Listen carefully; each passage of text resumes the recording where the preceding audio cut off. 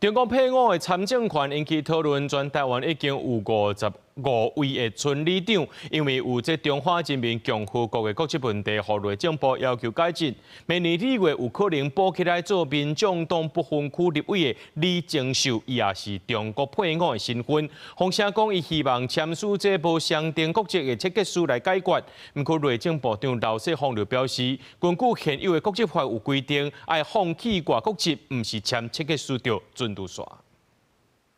最近，全台5位村里长因为中华人民共和国国籍问题，互内政部要求改进。也毋过可能伫明年2月，包括加做民众党不分区立委的李正秀，也有中配身份。这个还是见习，对。因为党内2年条款，李正秀去年起到底党团总调毋过将建设，即马传出伊希望签署无相同国籍的切结书，寻求解套，也毋过内政部立场强硬。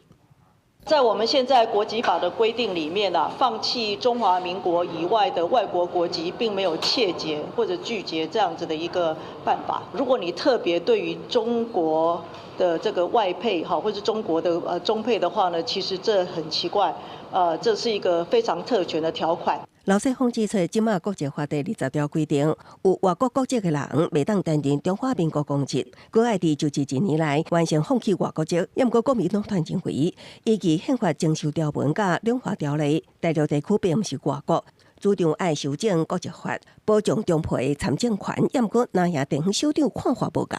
国民党立法院党团要修法，你的看法是什么？我们国家一定要是中华民国国籍才能服务公职。陆配能不能来参政？我觉得基于尊重人权的精神，当然是能够尽早让他们能够有这个机会参政是好事情。